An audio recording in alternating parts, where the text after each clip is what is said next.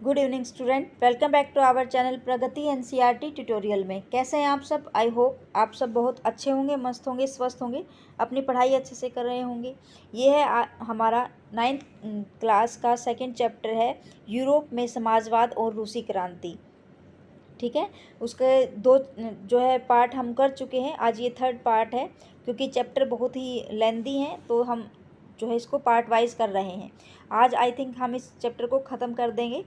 ठीक है, तो चलिए शुरू करते हैं। अक्टूबर के बाद क्या बदला, इसके बारे में आज हम पढ़ने वाले हैं। यहाँ से शुरू करते हैं। बोल्शेविक निजी संपत्ति की व्यवस्था के पूरी तरह खिलाफ थे। ज़्यादातर उद्योगों और बैंकों का नवंबर 1917 में ही राष्ट्रीयकरण किया जा चुका था। उनका स्वामित्व और प्रबंधन सरकार के नियंत्रण में आ चुका था। जमीन को सामाजिक संपत्ति घोषित कर दिया गया। किसानों को सामंतों की जमीन पर कब्जा करने के लिए खुली छूट दे दी गई थी। शहरों में बोल्शेविकों के मकान मालिकों के लिए पर्याप्त हिस्सा छोड़कर उनके बड़े मकानों के छोटे छोटे हिस्से कर दिए, ताकि बेघर बार या ज़रूरतमंद लोगों को भी रहने की जगह दी जा सके। उन्होंने अभिजात्य वर्ग द्वारा पुरानी पदवियों के इस्तेमाल पर रोक लगा दी। परिवर्तन को स्पष्ट रूप से सामने लाने के लिए सेना और सरकारी अफसरों की वर्दियां बदल दी गई। इसके लिए 1918 में एक परिधान प्रतियोगिता आयोजित की गई, जिसमें सोवियत टोपी बुदियोनको का चुनाव किया गया। बोल्शेविक पार्टी का नाम बदलकर रूसी कम्युनिस्ट पार्टी बोल्शेविक रख दिया गया। नवंबर 1917 में बोल्शेविकों ने संविधान सभा के लिए चुनाव कराए, लेकिन इन चुनाव में उन्हें बहुमत नहीं मिला। जनवरी 1918 में असेंबली ने बोल्शेविकों के प्रस्ताव को खारिज कर दिया और लेनिन ने असेंबली बर्खास्त कर दी। उनका मत था कि अनिश्चित परिस्थितियों में चुनी गई असेंबलियों के मुकाबले अखिल रूसी सोवियत कांग्रेस कहीं ज़्यादा लोकतांत्रिक संस्था है। मार्च 1918 में अन्य राजनीतिक सहयोगियों की असहमति के बावजूद बोल्शेविकों ने ब्रेस्ट लिटोवेस्क में जर्मन से संधि कर ली। आने वाले सालों में बोल्शेविक पार्टी अखिल रूसी सोवियत कांग्रेस के लिए होने वाले चुनाव में हिस्सा लेने वाली एकमात्र पार्टी रह गई। अखिल रूसी सोवियत कांग्रेस को अब देश की संसद का दर्जा दे दिया गया था। रूस एक दलीय राजनीतिक व्यवस्था वाला देश बन गया। ट्रेड यूनियनों पर पार्टी का नियंत्रण रहता था। गुप्तचर पुलिस, जिसे पहले चेका और बाद में ओजीपीयू तथा एनकेवीडी का नाम दिया गया, बोल्शेविकों की आलोचना करने वाला दंडित को दंडित करती थी। बहुत सारे युवा लेखक और कलाकार भी पार्टी की तरह आकर्षित हुए, क्योंकि वह समाजवाद और परिवर्तन के प्रति समर्पित थी। अक्टूबर 1917 के बाद ऐसे कलाकारों और लेखकों ने कला और वास्तुशिल्प के क्षेत्र में नए प्रयोग शुरू किए, लेकिन पार्टी द्वारा थोपी गई सेंसरशिप के कारण बहुत सारे लोगों का पार्टी से मोहभंग होने लगा था। अक्टूबर क्रांति और रूसी क्रांति इलाके दो दृष्टिकोण, इसके बारे में देखेंगे। 25 अक्टूबर 1905 की हुई क्रांति उथल-पुथल की खबर अगले ही दिन गांव में पहुंच गई। लोगों ने खूब खुशियां मनाई। किसानों के लिए उसका मतलब था कि मुफ्त जमीन और युद्ध का खात्मा। जिस दिन खबर मिली उसी दिन जमींदार को हवेली लूट ली गई, उसके खेत कब्जे में ले लिए गए और उसके विशाल काय बाग में पेड़ काटकर सारी लकड़ियां किसानों के बीच बांट दी गई। उसकी सारी इमारतें तोड़ दी गई और उसकी जमीन किसानों के बीच बांट दी गई, जो भी एक नई सोवियत जिंदगी जीने का तैयार कर रहे थे। एक जमींदार परिवार के सदस्य ने अपने रिश्तेदार को भेजे खत में लिखा था उसके परिवार की जागीर के साथ क्या हुआ। तख्तापलट बिना किसी परेशानी के खामोशी से और शांतिपूर्वक पूरा हो गया। शुरुआती दिन बर्दाश्त के बाहर थे। मिखाइल वोचिच, जो जागीर का मालिक होता था, उसको क्या बोलते थे? मिखाइल लोविच, शांत था। लड़कियां भी। इसमें कोई शक नहीं था कि चेयरमैन का व्यवहार सही है, बल्कि वह बड़ी विनम्रता से बात करता है। हमारे पास 2 गायें और 2 घोड़े छोड़ गए हैं।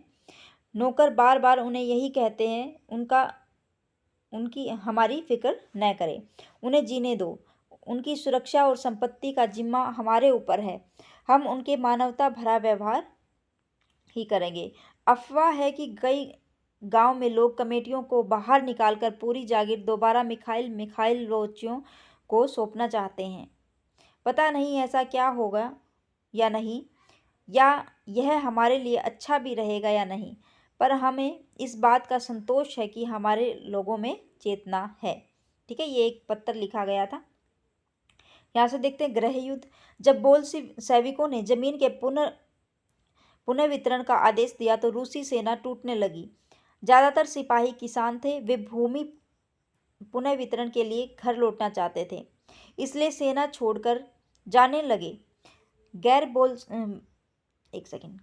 बोल्शेविक समाजवादियों, उदारवादियों और राजशाही के समर्थकों ने बोल्शेविक विद्रोह की निंदा की। उनके नेता दक्षिण रूस से इकट्ठा होकर बोल्शेविकों रेड्स से लड़ने के लिए टुकड़ियां संगठित करने लगे। 1918 और 1919 में रूसी साम्राज्य के ज़्यादातर हिस्सों पर सामाजिक क्रांतिकारियों, जो ग्रीन्स थे, और जार समर्थकों, जो व्हाइट्स थे, का नियंत्रण रहा। उन्हें फ्रांसीसी, अमेरिकी, ब्रिटिश और जापानी टुकड़ियों का भी समर्थन मिल रहा था। ये सभी शक्तियाँ रूस में समाजवाद को फैलते फूलते देखना चाहती थी। इन टुकड़ियों और बोल्शेविकों के बीच चले गृह युद्ध के दौरान लूटमार, डकैती और भूखमरी जैसी समस्याएं बड़े पैमाने पर फैलने लगी।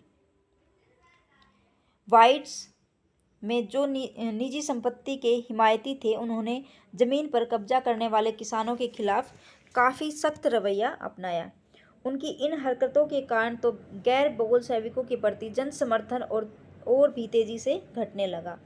जनवरी 1920 तक भूतपूर्व रूसी साम्राज्य के ज़्यादातर हिस्सों पर बोल्शेविकों का नियंत्रण कायम हो चुका था। उन्हें गैर रूसी साम्राज्यवादी और मुस्लिम जदीदियों की मदद से यह कामयाबी मिली थी। जहां रूसी उपनिवेशवादी को ही बोल्शेविक विचारधारा के अनुयायी बन गए थे, वहां यह मदद काम नहीं आ सकी। मध्य एशिया स्थित खीवा में बोल्शेविक उपनिवेशकों ने समाजवाद की रक्षा के नाम पर स्थानीय राष्ट्रवादियों का बड़े पैमाने पर कत्लेआम किया। ऐसे हालात में बहुत सारे लोगों का यह समझ में नहीं आ रहा था कि बोल्शेविक सरकार क्या चाहती है। लोगों के समझ में नहीं आ रहा था। आंशिक रूप से इसी समस्या से निपटने के लिए ज़्यादातर गैर रूसी राष्ट्रीयताओं को सोवियत संघ USSR दिसंबर 1922 में रूसी साम्राज्य में से बोल्शेविकों द्वारा स्थापित किया गया।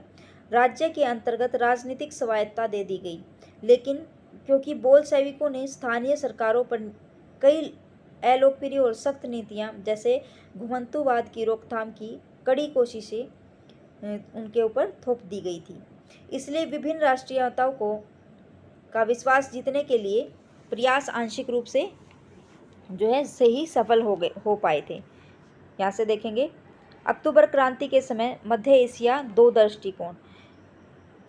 MN रॉय भारतीय क्रांतिकारी मैक्सिकन कम्युनिस्ट पार्टी के संस्थापक और भारत, चीन व यूरोप में कम्युनिस्ट के एक प्रमुख नेता थे।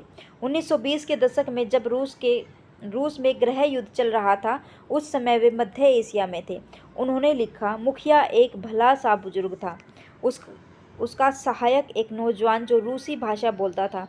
उसे क्रांति के बारे में पता था, जिससे जार को राजगद्दी से हटा दिया गया था और उन जनरलों को भी खदेड़ दिया था जिन्होंने किर्गिजों की मातृभूमि पर कब्जा किया था। इस प्रकार क्रांति का मतलब था कि अब किर्गिस्तान लोग एक बार फिर अपनी भूमि के स्वामी बन गए थे। जन्मजात बोल्शेविकों से लगने वाले युवक ने हुंकार लगाई, इनकलाब जिंदाबाद। पूरा कबीला उसके साथ नारे लगाने लगा। नेक्स्ट हेडिंग है हमारी समाजवादी समाज का निर्माण। गृह युद्ध के दौरान बोल्शेविकों ने उद्योगों और बैंकों के राष्ट्रीयकरण को जारी रखा। उन्होंने किसानों को उस जमीन पर खेती की छूट दे दी जिसका समाजीकरण किया जा चुका था। जब्त किए गए खेतों का इस्तेमाल बोल्शेविक यह दिखाने के लिए करते थे कि सामूहिकता क्या होती है। शासन के लिए केंद्रीकृत नियोजन की व्यवस्था लागू की गई। अफसर इस बात का हिसाब लगाते थे कि अर्थव्यवस्था किस तरह काम कर सकती है। इस आधार पर वे 5 साल के लिए लक्ष्य तय कर देते थे। इसी आधार पर उन्होंने पंचवर्षीय योजना बनानी शुरू की। पहली 2 योजनाओं 1927 से 1932 और 1933 से 1938 के दौरान औद्योगिक विकास को बढ़ावा देने के लिए सरकार ने सभी तरह की कीमतें स्थिर कर दी। केंद्रीकृत नियोजन के आर्थिक विकास को काफ़ी गति मिली। औद्योगिक उत्पादन बढ़ने लगा। 1929 से 1933 के बीच तेल, कोयले और स्टील के उत्पादन में 100% वृद्धि हुई। नए नए उद्योग शहर अस्तित्व में आए। एक सेकेंड। मगर तेज निर्माण कार्यों के दबाव में कार्यस्थितियां खराब होने लगी। मैग्निटोगोर्स्क शहर में एक स्टील संयंत्र का निर्माण कार्य 3 साल के भीतर पूरा कर लिया गया। इस दौरान मजदूरों को बड़ी सख्त जिंदगी गुजारनी पड़ी, जिसका नतीजा ये हुआ कि पहले ही साल में 550 बार काम रुका। रिहायशी क्वार्टरों में जाड़ों में शौचालय जाने के लिए 40 डिग्री कम तापमान पर लोग चौथी मंजिल से उतरकर सड़क के पार दौड़कर जाते थे। एक विस्तारित शिक्षा व्यवस्था विकसित की गई और फैक्ट्री कामगारों एवं किसानों को विश्वविद्यालयों में दाखिला दिलाने के लिए खास इंतजाम किए गए। इसमें जो शब्द आए हैं, स्वायत्तता क्या है? अपना शासन स्वयं चलाने का अधिकार। घुमंतु क्या है? ऐसे लोग जो किसी एक जगह ठहर कर नहीं रहते, बल्कि अपनी आजीविका की खोज में एक जगह से दूसरी जगह जाते रहते हैं। कार्यस्थितियाँ क्या हैं? काम के हालात। ठीक है, यहाँ से देखते हैं। एक विस्तारित शिक्षा व्यवस्था विकसित की गई और फैक्ट्री कामगारों एवं किसानों को विश्वविद्यालयों में दाखिला दिलाने के लिए खास इंतजाम किए गए। यहाँ से देखते हैं। यूक्रेन के एक गांव में समाजवादी खेती। 2 कब्जा किए गए 2 खेतों को लेकर एक कम्यून बनाया गया। कम्यून में कुल 13 परिवार और 70 लोग थे। खेतों से हासिल किए गए कृषि उपकरणों को कम्यून के हवाले कर दिया गया। सभी सदस्य सामूहिक भोजनालय में खाना खाते थे। सहकारी साम्यवाद के सिद्धांत के आधार पर आमदनी को सबके बीच बांट लिया जाता था। सदस्यों के श्रम से होने वाली सारी आय और कम्यून के पास मौजूद सारे रिहायशी मकानों और सुविधाओं का कम्यून के सदस्य मिलकर इस्तेमाल करते थे। एक सेकेंड, यहाँ से देखिए। महिला कामगारों के बच्चों के लिए फैक्ट्रियों में बालवाड़ियाँ खोल दी गई। सस्ती स्वास्थ्य सेवाएं उपलब्ध कराई गई। मजदूरों के लिए आदर्श रिहायशी मकान बनाए गए। लेकिन इन सारी कोशिशों के नतीजे सभी जगह एक जैसे नहीं रहे, क्योंकि सरकारी संसाधन सीमित थे। नेक्स्ट हेडिंग है स्टालिनीवाद और सामूहिकीकरण।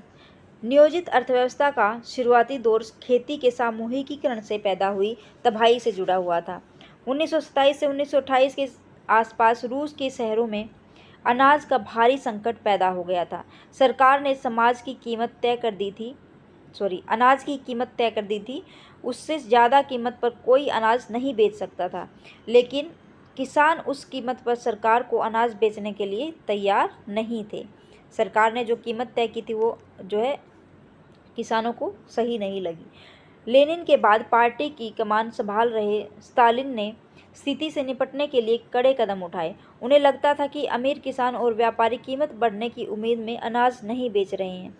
स्थिति पर काबू पाने के लिए सट्टेबाजी पर अंकुश लगाना और व्यापारियों के पास जमा अनाज को जब्त करना जरूरी था। 1928 में पार्टी के सदस्यों ने अनाज उत्पादक इलाकों का दौरा किया। उन्होंने किसानों से जबरन अनाज खरीदना और कुलकों के ठिकानों पर छापे मारे। रूस में संपन्न किसानों को कुलक कहा गया है। जो कुलक है किसको कहा गया? जो रूस में संपन्न किसान है। जब इसके बाद भी अनाज की कमी बनी रही तो खेतों के सामूहिकीकरण का फैसला लिया गया। इस फैसले के पक्ष में एक तर्क यह दिया गया कि अनाज की कमी इसलिए है क्योंकि खेत बहुत छोटे छोटे हैं। 1917 के बाद जमीन किसानों को सौंप दी गई। फलस्वरूप ज़्यादातर किसानों के पास छोटे खेत थे जिनका आधुनिकीकरण नहीं किया जा सकता था। आधुनिक खेत विकसित करने और उन पर मशीनों की सहायता से औद्योगिक खेती करने के लिए कुल्कों का सफाया करना, किसानों से जमीन छीनना और राज्य नियंत्रण यानी सरकारी नियंत्रण वाले विशालकाय खेत बनाना जरूरी माना गया। इसी के बाद स्टालिन का सामूहिकीकरण कार्यक्रम शुरू हुआ। 1929 से पार्टी ने सभी किसानों का सामूहिक खेतों, जो कोलखोज हैं, में काम करने का आदेश जारी कर दिया। ज़्यादातर जमीन और साजो सामान सामूहिक खेतों के स्वामित्व में सौंप दिए गए।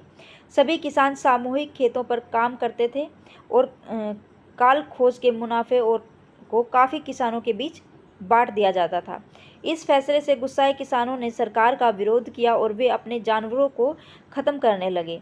1929 से 1931 के बीच मवेशियों की संख्या में 1/3 कमी आ गई। सामूहिकीकरण का विरोध करने वाले को सख्त सजा दी जाती थी। बहुत सारे लोगों को निर्वासन या देश निकाला दे दिया गया। सामूहिकीकरण का विरोध करने वाले किसानों का कहना था कि वे न तो अमीर हैं और न ही समाजवाद के विरोध हैं। वे बस विभिन्न कारणों से सामूहिक खेतों पर काम नहीं करना चाहते थे। स्टालिन सरकार ने सीमित स्तर पर स्वतंत्र किसानी की व्यवस्था भी जारी रहने दी, लेकिन ऐसे किसानों को कोई खास मदद नहीं दी जाती थी। सामूहिकीकरण के बावजूद उत्पादन में नाटकीय वृद्धि नहीं हुई, बल्कि 1930 से 1933 की खराब फसल के बाद तो सोवियत इतिहास का सबसे बड़ा अकाल पड़ा। इसमें 40 लाख से ज़्यादा लोग मारे गए। पार्टी में भी बहुत सारे लोग नियोजित अर्थव्यवस्था के अंतर्गत औद्योगिक उत्पादन में पैदा हो रहे भ्रम और सामूहिकीकरण के परिणामों की आलोचना करने लगे थे। स्टालिन और उनके सहयोगियों ने ऐसे आलोचकों पर समाजवाद के खिलाफ साजिश रचने का आरोप लगाया। देश भर में बहुत सारे लोगों पर इसी तरह के आरोप लगाए गए और 1939 तक आते आते भी 20 लाख से ज़्यादा लोगों को या तो जेलों में या श्रम शिविरों में भेज दिया गया। ज़्यादातर लोगों ने ऐसा कोई अपराध नहीं किया था, लेकिन उनकी सुनने वाला कोई नहीं था। बहुत सारे लोगों को यातनाएं दे देकर उनसे यह आशय के बयान लिखवा दिए कि उन्होंने समाजवाद के विरुद्ध साजिश में हिस्सा लिया है और इसी आधार पर उन्हें मार दिया गया। इनमें कई प्रतिभावान पेशेवर लोग थे। यहाँ से देखते हैं, यह एक ऐसा किसान द्वारा लिखा गया पत्र है जो सामूहिक खेत में काम नहीं करना चाहता था। उसने क्या लिखा है? क्रिस्तियानस्का गैजेटा, जो कृषक समाचार पत्र है, उसमें लिखा है, मैं स्वाभाविक रूप से खेती करने वाला किसान हूँ। मेरा जन्म 1879 में हुआ था। मेरे परिवार में 6 सदस्य हैं। मेरी पत्नी की पैदाइश 1871 की है। मेरा बेटा 16 साल का है। 2 बेटियां हैं 19 साल की। तीनों बच्चे स्कूल जाते हैं। मेरी बहन 71 साल की है, जो 1932 से मेरे ऊपर इतने भारी कर थोप दिए गए हैं कि उन्हें चुकाना असंभव है। 1935 में तो स्थानीय अफसरों ने कर और भी बढ़ा दिए। मैं इतना कर नहीं चुका पाया और मेरी सारी संपत्ति कुर्क कर ले गई। मेरा घोड़ा, गाय, बछड़ा, बैल, मेमने, सारे औजार, फर्नीचर और घर की मरम्मत के लिए रखी लकड़ी, सब कुछ कुर्क करके बेच डाला। 1936 में उन्होंने मेरी 2 इमारतें बेच दी। कोलखोज ने ही उन्हें खरीद लिया। 1937 में मेरी दोनों झोपड़ियों में से एक बेच दी गई और दूसरी को जब्त कर लिया गया। ये किसान ने जो है पत्र लिखा था। ठीक है।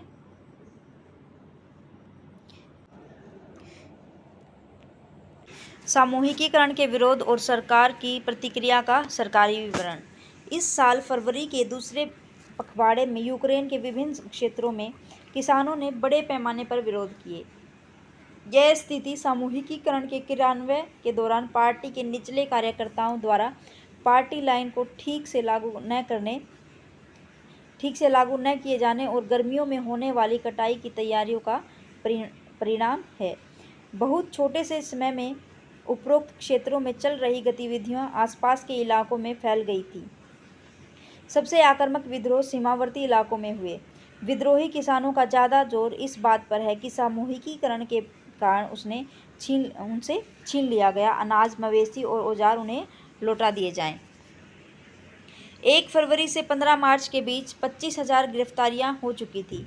656 को मृत्युदंड दिया गया। 3,673 को श्रम शिविरों में बंद कर दिया गया। 5,580 का देश निकाला दिया गया।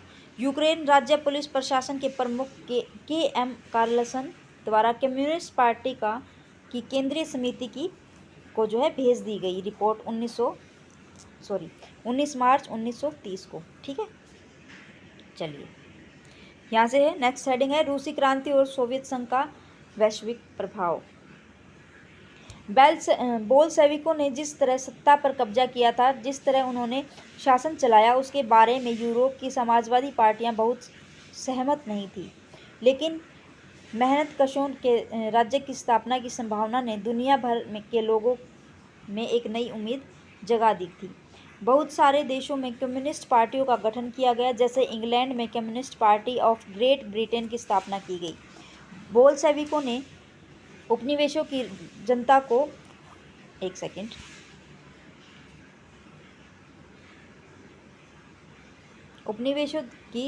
को भी उनके रास्ते का अनुसरण करने के लिए प्रोत्साहित किया गया। सोवियत संघ के अलावा भी बहुत सारे देशों के प्रतिनिधियों ने conference of the people of the east 1920 को बोल्शेविकों द्वारा बनाए गए कम्युनिस्ट बोल्शेविक समर्थक समाजवादी पार्टियों का अंतर्राष्ट्रीय महासंघ में हिस्सा लिया था। कुछ विदेशियों को सोवियत संघ की communist university of the workers of the east में शिक्षा दी गई। जब दूसरा विश्व युद्ध शुरू हुआ तब सोवियत संघ की वजह से समाजवाद का एक वैश्विक पहचान और हैसियत मिल चुकी थी। लेकिन 50 के दशक तक देश के भीतर भी लोग यह समझने लगे कि सोवियत संघ की शासन शैली रूस क्रांति के आदर्शों के अनुरूप नहीं है। विश्व समाजवाद आंदोलन में भी इस बात को मान लिया गया था कि सोवियत संघ में सब कुछ ठीक ठाक नहीं चल रहा है। यह एक पिछड़ा हुआ देश महाशक्ति बन चुका था। उसके उद्योग और खेती विकसित हो चुके थे और गरीबों को भोजन मिल रहा था, लेकिन वहाँ के नागरिकों को कई तरह की आवश्यक स्वतंत्रता नहीं दी जा रही थी और विकास परियोजना की दमनकारी नीतियों के बल पर लागू किया गया था। 20वीं सदी के अंत तक एक समाजवादी देश के रूप में अंतर्राष्ट्रीय स्तर पर सोवियत संघ की प्रतिष्ठा काफ़ी कम रह गई थी। हालांकि वहाँ के लोग अभी भी समाजवाद के आदर्शों का सम्मान करते थे, लेकिन सभी देशों में समाजवाद के बारे में विविध प्रकार के व्यापक पुनर्विचार किया गया। ठीक है, यहाँ से देखते हैं रूसी क्रांति से प्रेरित होने में बहुत सारे भारतीय भी थे। उनमें से कईयों ने कम्युनिस्ट विश्वविद्यालय से शिक्षा प्राप्त की। 1920 के दशक में भारत में भी कम्युनिस्ट पार्टी का गठन कर लिया गया। इस पार्टी के सदस्य सोवियत कम्युनिस्ट पार्टी के संपर्क में थे। कई महत्वपूर्ण भारतीय राजनीतिक एवं सांस्कृतिक व्यक्तियों ने सोवियत प्रयोग में दिलचस्पी ली और वहां का दौरा किया। रूस जाने वाले भारतीयों में जवाहरलाल नेहरू और रविंद्रनाथ टैगोर भी शामिल थे, जिन्होंने सोवियत समाजवाद के बारे में लिखा था। भारतीय लेखन में सोवियत रूस की अलग अलग छवियां दिखाई देती थी। हिंदी में R.S. अवस्थी ने 1920-21 में Russian revolution, Lenin his life and his thoughts और द रेड रेवोल्यूशनर नामक किताब लिखी। उनके अलावा S.D. विद्यालंकार ने द रिबर्थ ऑफ रसिया तथा the Soviet state of Russia नामक पुस्तक लिखी। इन विषयों पर बंगाली, मराठी, मलयालम, तमिल और तेलुगु में भी बहुत कुछ लिखा गया। यहाँ से देखिए, सोवियत संघ में एक भारतीय 1920 में अपनी ज़िंदगी में पहली बार हम लोग यूरोपियों को एशियाई के साथ मुक्त भाव से मिलते बतियाते देख रहे थे। जब हमने रूसियों को देश में अलग बाकी लोगों के साथ सहज भाव से घुलते मिलते देखा तो हमें यकीन हो गया कि हम सच्ची समानता की दुनिया में आ पहुँचे हैं। हमें स्वतंत्रता सही मायनों में साकार होती दिखाई दे रही थी। प्रतिक्रांतिकारियों और समाजवादियों की हरकतों से पैदा हुई गरीबी के बावजूद लोग बाग पहले से ज़्यादा खुश और संतुष्ट दिखाई दे रहे थे। क्रांति ने उनमें आत्मविश्वास और निडरता भर दी। 50 अलग अलग राष्ट्रीयताओं के लोगों के बीच मानवता का असली भाईचारा यही साकार होने वाला है। जाति या धर्म की कोई सीमा उन्हें एक दूसरे के साथ घुलने मिलने से नहीं रोक सकी। हर जीव को एक कुशल वक्ता बना दिया गया। आप वहाँ मजदूरों, किसानों और सिपाहियों सभी को पेशेवर वक्ता की तरह बहस करते देख सकते हैं। देखिए यहाँ पे जो शब्द आया है प्रतिक्रांतिकारी, उसका मतलब है क्रांति विरोधी। यहाँ से देखेंगे रूस में रविंद्रनाथ टैगोर 1930 में। मॉस्को बाकी यूरोपीय राजधानियों के मुकाबले कम साफ सुथरा दिखाई देता है। सड़क पर भागम भाग में लगा कोई व्यक्ति बहुत स्मार्ट नहीं लगता। सारी जगह मजदूरों की है। यहाँ आम जनता रईसों के साए में किसी तरह दबती दिखाई नहीं देती। जो लोग सदियों के नफरत में छिपे हुए थे आज सामने आ खड़े हुए हैं। मैं अपने देश के किसानों और मजदूरों के बारे में सोचने लगा। मेरे सामने जो कुछ था उन्हें देखकर लगता था कि यह अरेबियन नाइट्स के किसी जिन्न की करामात है। महज एक दशक पहले से भी हमारे लोगों जितने भी अनपढ़, लाचार, भूखे थे, ये देखकर मेरे जैसे अभागे हिंदुस्तानी से ज़्यादा अचंभा और भला किसको होगा। इन लोगों ने इतने थोड़े से सालों में अज्ञानता और बेसहारेपन के पहाड़ को उतार फेंका। ठीक है, तो चलिए स्टूडेंट, ये थी आज की क्लास हमारी। तो ये चैप्टर आज हमारा यहीं पे ख़त्म होता है। अगर आपको वीडियो अच्छी लगी, वीडियो को लाइक ज़रूर करिएगा और चैनल को सब्सक्राइब करिए। इसमें ये कुलक दे रखा है। कुलक क्या है? रूस के जो किसान थे उनको कुलक कहा गया। ड्यूमा का है क्या है, ये आप लोग बताइएगा। ठीक है, तो चलिए मिलते हैं हम अपनी नेक्स्ट वीडियो में। Thanks for watching.